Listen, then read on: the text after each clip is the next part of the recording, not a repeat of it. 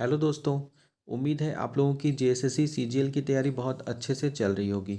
और अभी जो नगर पालिका का एग्ज़ाम हुआ है और उसमें जो क्वेश्चन आए हैं, जो खोटा वाला सबसे ज़्यादा इम्पोर्टेंट है कि खोटा का जो क्वेश्चन आया है उसे देखकर आप लोग समझ ही गए होंगे कि जो खोटा सीरीज़ मेरा चल रहा था उसमें से सिर्फ मेरा ही नहीं, बहुत सारे ऐसे टीचर हैं, हम अपना ही नाम नहीं लेना चाहेंगे, बहुत सारे टीचर हैं जिनका पूरा पढ़ाया हुआ चीज़ आ गया।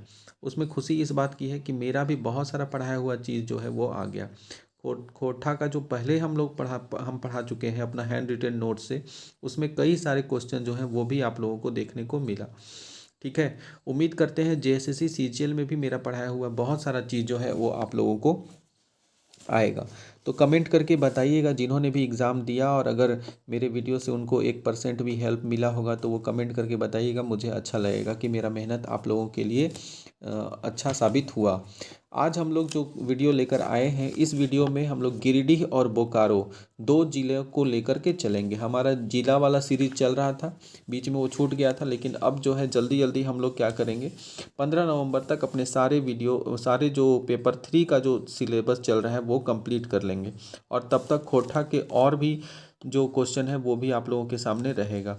खोटा अब उसी बेस पर रहेगा जिस तरह से नगर पालिका जो एग्ज़ाम हुआ है उसका जो क्वेश्चन आया है, उसका जिस तरह से क्वेश्चन पूछा गया है उसी आधार पे अब आगे क्वेश्चन जो है बना करके आप लोगों को देंगे। ठीक है। तो चलिए इस वीडियो को शुरू करते हैं। इसमें ऑब्जेक्टिव टाइप का क्वेश्चन ना रख करके वन लाइनर टाइप क्वेश्चन जो है वो हम रखने का कोशिश किए हैं। ठीक है, ताकि कम समय में ही ज़्यादा रिवीजन कर सके।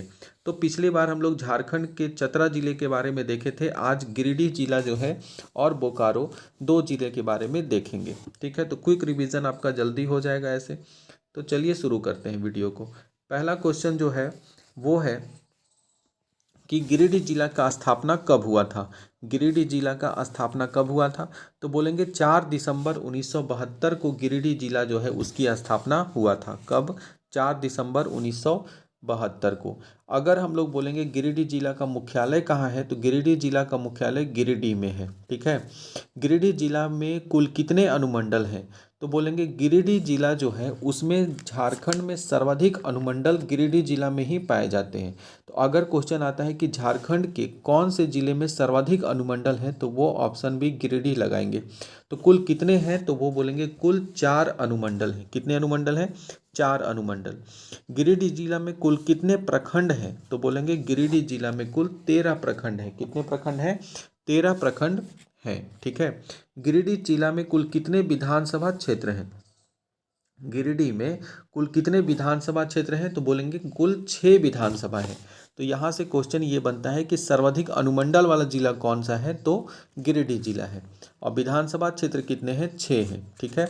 ये क्वेश्चन इसलिए हम विधानसभा क्षेत्र, अनुमंडल ये सब पूछते हैं क्योंकि पिछले एक जो एग्ज़ाम हुआ था उसमें धनबाद जिले में कुल कितने विधानसभा क्षेत्र हैं ये पूछ लिया गया था। तो इस तरह से अगर हर जिले का याद रहेगा तो 2 बार 3 बार करके मेरा वीडियो देख लीजिएगा तो याद हो जाएगा।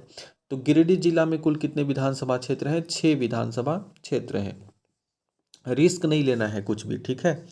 सकरी नदी कहाँ बहती है, तो सकरी नदी जो है वो गिरिडीह जिला में बहती है।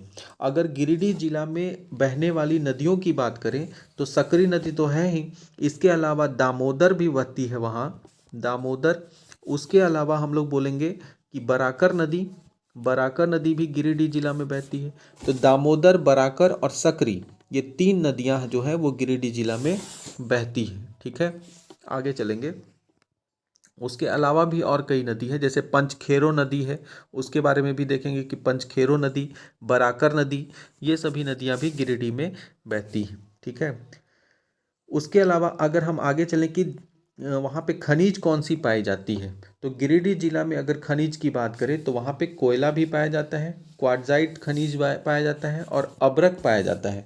कभी कभी ऑप्शन में हम लोग जानते हैं कि झारखंड में अब्रक राजधानी कोडरमा को कहते हैं, तो कभी कभी ऑप्शन में कोडरमा नहीं देता है।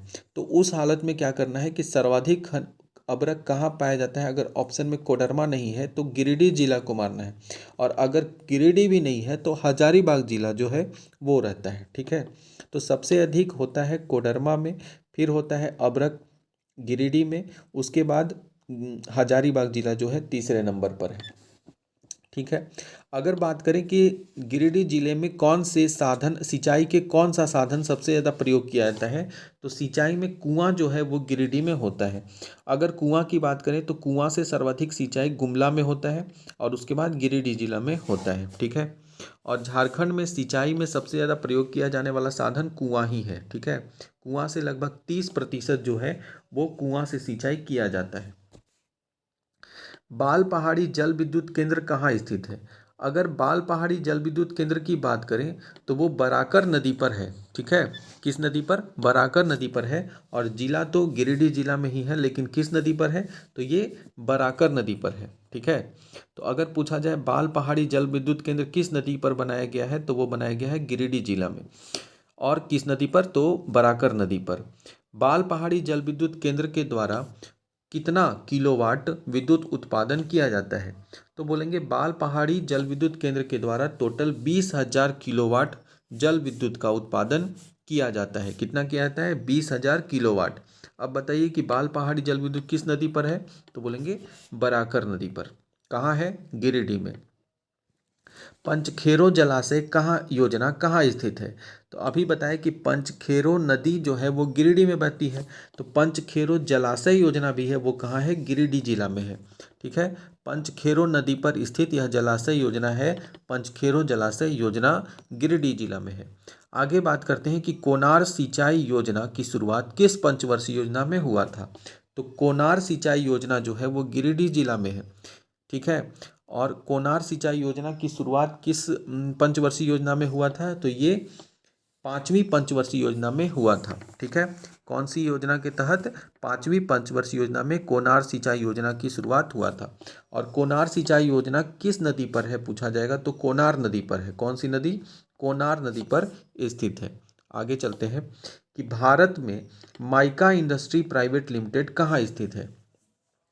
तो Bharat mica industry private limited, हम लोग अभी पढ़े माइका यानी क्या चीज़? अबरक। तो अबरक जो है वो कहाँ है? गिरिडीह में पाया जाता है। तो इसीलिए गिरिडीह जिला में ही Bharat mica industries private limited की स्थापना की गई है। ठीक है। कहाँ की गई है? भारत में। आगे सॉरी गिरिडीह में। आगे बात करते हैं कि पारसनाथ अभयारण्य की स्थापना कब हुई थी? हम लोग जानते हैं कि पारसनाथ अभयारण्य जो है वो गिरिडीह में है और इसकी स्थापना 1984 में किया गया था। कब किया गया था? 1984 में। ठीक है। उसके बाद अगर हम लोग बात करते हैं कि उसरी जलप्रपात कहाँ स्थित है? उसरी जलप्रपात कहाँ है? तो वो है गिरिडीह जिला में ही स्थित है। उसरी जलप्रपात जो है वो उसरी नदी पर है। किस नदी पर है? उसरी नदी। और अगर पहाड़ पे बोलेंगे कि किस पहाड़ से गिरती है, तो वो खंडोली पहाड़। कौन सी पहाड़ है? खंडोली।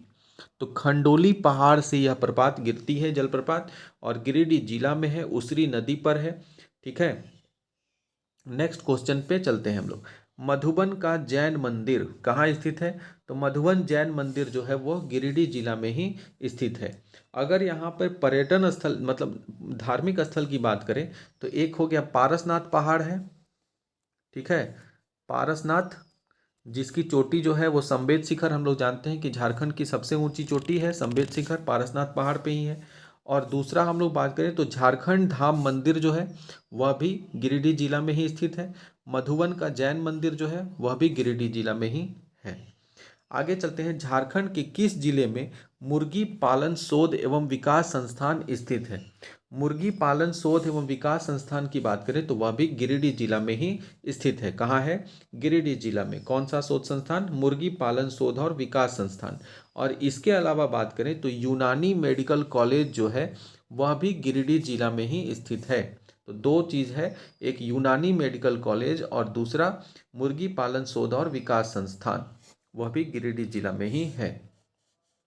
ठीक है। आगे चलते हैं कि झारखंड के किस जिले में झारखंड धाम मंदिर स्थित है? तो अभी बताएं कि झारखंड धाम मंदिर या फिर मधुबन का जैन मंदिर या पारसनाथ जो पहाड़ है वो भी जैन तीर्थ स्थल है पारसनाथ, तो वो भी गिरिडीह जिले में ही स्थित है। कौन कौन? झारखंड धाम मंदिर और फिर पारसनाथ पहाड़ और मधुबन का जैन मंदिर, ये तीनों धार्मिक स्थल हैं और ये तीनों गिरिडीह जिले में स्थित है।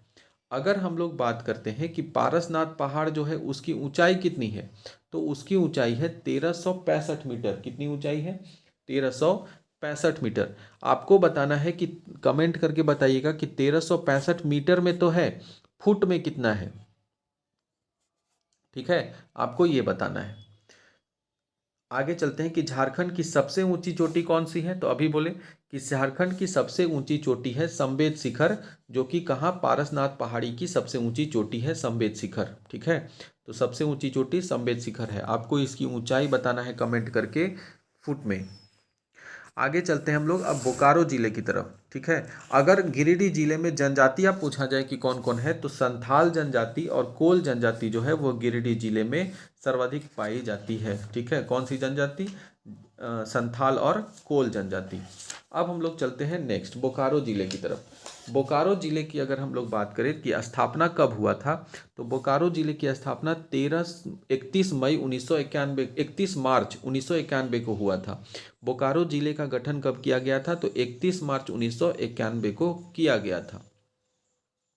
ठीक है, बोकारो जिले का मुख्यालय कहाँ है, तो बोकारो में है। बोकारो जिले का मुख्यालय कहाँ है? बोकारो में है। ठीक है, बोकारो जिले का मुख्यालय कहाँ है? बोकारो में। ठीक है, आगे चलते हैं। बोकारो जिले में कुल कितने अनुमंडल हैं, तो बोकारो में कुल 2 अनुमंडल हैं। कौन कौन? चास और बेरमो। कौन कौन अनुमंडल हैं? चास और बेरमो। जो बोकारो में होंगे उन लोग को पता होगा कि बोकारो जिले में 2 अनुमंडल हैं, चास और बेरमो। अगर बोकारो में पूछा जाए कि कुल कितने प्रखंड हैं, तो बोकारो में कुल 9 प्रखंड हैं। कितने प्रखंड हैं? 9 प्रखंड। ठीक है, बोकारो जिले में कुल कितने विधानसभा क्षेत्र हैं, तो 4 विधानसभा क्षेत्र हैं। अगर चारों का नाम पूछ दिया जाए तो बोलेंगे बोकारो, बेरमो, गोमिया और चंदन कियारी। ऐसे तो नाम पूछा जाएगा नहीं, सब्जेक्टिव तो है नहीं, ऑब्जेक्टिव है। तो सिर्फ पूछेगा कि कुल कितने विधानसभा क्षेत्र है बोकारो में, तो याद रखना है 4। और गिरिडीह में कितना था, तो 2। आगे चलते हैं हम लोग कि सॉरी, गिरिडीह में कितना था, तो गिरिडीह में 6 था। ठीक है, आगे चलते हैं हम लोग कि बोकारो जिले की कुल प्रमुख नदियां कौन कौन सी हैं। तो बोकारो जिले की अगर प्रमुख नदियों की बात करें तो हम वहाँ पे है दामोदर नदी। ठीक है, दामोदर है। खांजो नदी है। एक कोनार नदी जो है वो भी बोकारो में पड़ती है, बहती है। कोनार नदी जो है बोकारो में भी है और गिरिडीह में ही है, वही अपवाह क्षेत्र ही है उन लोग का उसका। तो कौन? दामोदर, खांजो, कोनार, ये 2 नदी जो है, ये 3 नदियां जो है वो बोकारो की प्रमुख नदियों में आती है।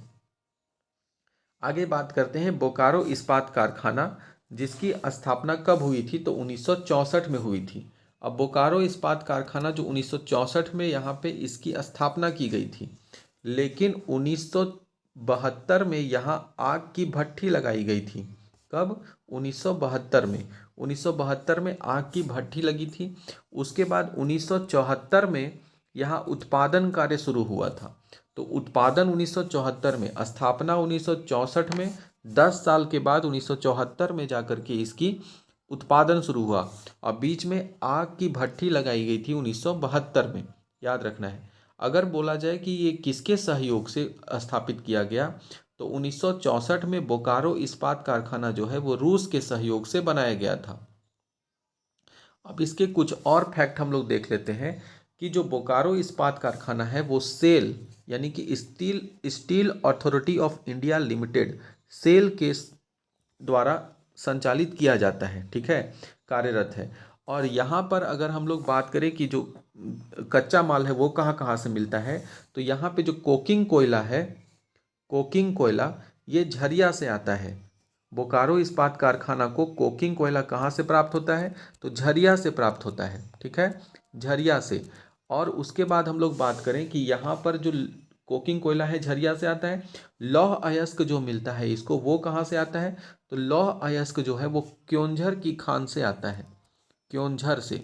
ठीक है, और अगर हम लोग बात करें कि इसको चूना पत्थर कहाँ से मिलता है, तो चूना पत्थर मध्य प्रदेश से लाया जाता है। ठीक है, तो इस तरह से हम लोग जान गए कि कोकिंग कोयला झरिया से, लौह अयस्क क्योंझर से, चूना पत्थर वो मध्य प्रदेश से। एक और क्वेश्चन कई बार एग्जाम में आ चुका है कि लौटती हुई मालगाड़ी से ईंधन किसे, कच्चा माल किसे प्राप्त होता है, तो वो बोकारो इस्पात कारखाने को ही लौटती हुई मालगाड़ी से ईंधन या कच्चा माल जो है वो प्राप्त होता है। ठीक है, इसके अलावा अब आगे चलते हैं कि सबसे बड़ा विस्फोटक कारखाना कौन सा है।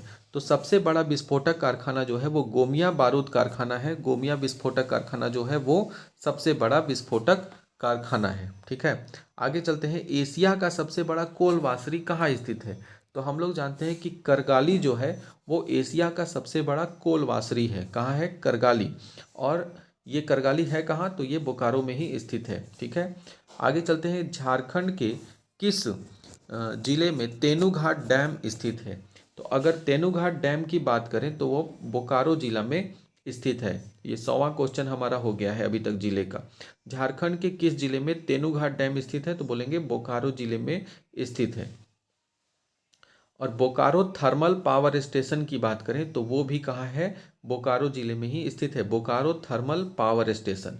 ठीक है, अगर एक क्वेश्चन जो है ये क्वेश्चन पंचायत सचिव एग्जाम में पूछा गया था कि प्रथम मीथेन गैस कुआं कहाँ पाया गया है, या प्रथम मीथेन गैस कुआं कहाँ स्थित है, तो वो भी पर्वतपुर, ऑप्शन में पर्वतपुर था, तो पर्वतपुर बोकारो में स्थित है। प्रथम मीथेन गैस कुआं कहाँ स्थित है, पर्वतपुर बोकारो में स्थित है। जवाहरलाल जैविक उद्यान कहाँ स्थित है, जवाहरलाल जैविक उद्यान जो है वो भी बोकारो में ही स्थित है। ठीक है, जवाहरलाल जैविक उद्यान कहाँ है, बोकारो में।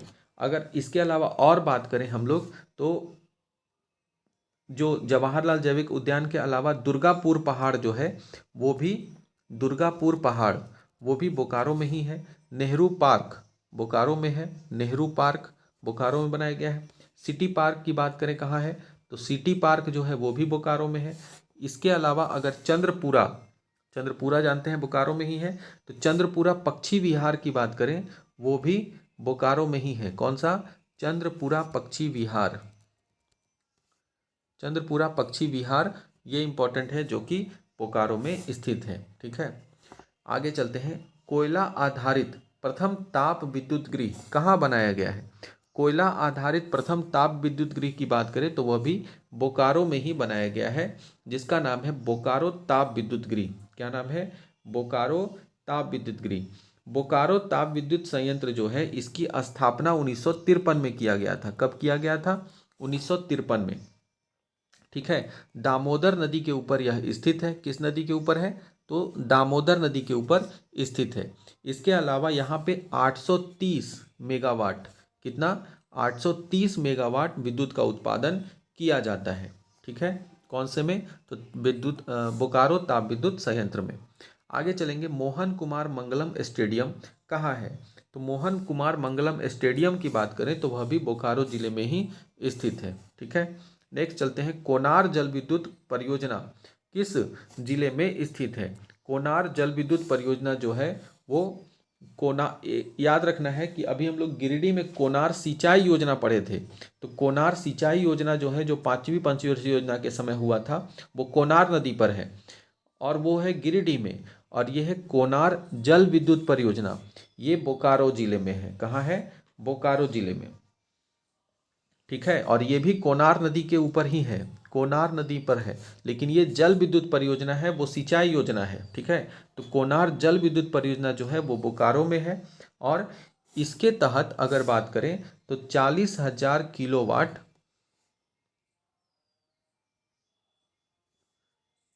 40,000 किलोवाट जो है वो विद्युत उत्पादन होता है। कितना, 40,000 किलोवाट। ठीक है, नेक्स्ट चलते हैं। बोकारो ताप विद्युत संयंत्र की स्थापना कब की गई थी। अगर बोकारो ताप विद्युत संयंत्र की स्थापना की बात करें तो अभी पढ़े हम लोग कि 1953 में किया गया था। बोकारो ताप विद्युत संयंत्र 1953 में 830 मेगावाट बताए अभी कि 830 मेगावाट विद्युत उत्पादन होता है। दामोदर नदी के ऊपर यह बनाया गया है। ठीक है, नेक्स्ट चलते हैं। लुगुबुरु घटवारी कहाँ स्थित है। लुगुबुरु पहाड़ ऐसे भी हम लोग जानते हैं कि कहाँ है, बोकारो में। ठीक है, नेक्स्ट चलते हैं। कि आपको बताना है कि खोटा में एक कहानी है जिसमें लुगुबुरु पहाड़ का बात हुआ है। ठीक है, लुगुबुरु पहाड़ के तराई में रहते थे। तो ये आपको बताना है कि ये किस कहानी में इस पहाड़ का वर्णन हुआ है। एशियाई रिफैक्ट्रीज लिमिटेड ये कहाँ पर है? तो एशियाई रिफैक्ट्रीज लिमिटेड की बात करें तो यह भी बोकारो में स्थित है। तेनुघाट पक्षी विहार बोकारो में स्थित है। अब हम लोग देखते हैं हथिया पत्थर मेला कौन सा? तो हथिया पत्थर मेला जो है वह भी बोकारो में ही लगता है, और यह बोकारो में फुसरो नामक एक स्थान है वहीं पर लगता है। कहाँ लगता है? फुसरो। हम लोग देखे थे कि फुसरो नामक स्थान पर क्या है? हथिया पत्थर मेला लगता है। और ये कब लगता है? तो मकर संक्रांति के अवसर पर लगता है। कब लगता है? मकर संक्रांति के अवसर पर हथिया पत्थर मेला बोकारो में लगता है। इसके अलावा अगर मेला की बात करें तो यहाँ पर जो है वो मंडा मेला जो है वो भी यहाँ लगता है। हम लोग जानते हैं कि मंडा मेला जो है बोकारो, रामगढ़, हजारीबाग इस एरिया में लगता है। तो यहाँ पे बोकारो में भी मंडा मेला का आयोजन किया जाता है। हथिया पत्थर मेला का मकर संक्रांति के अवसर पर फुसरो नामक जगह पर बोकारो में लगता है। इसके अलावा अगर एक लास्ट क्वेश्चन है कि चंद्रपुरा पक्षी विहार, कौन सा क्वेश्चन?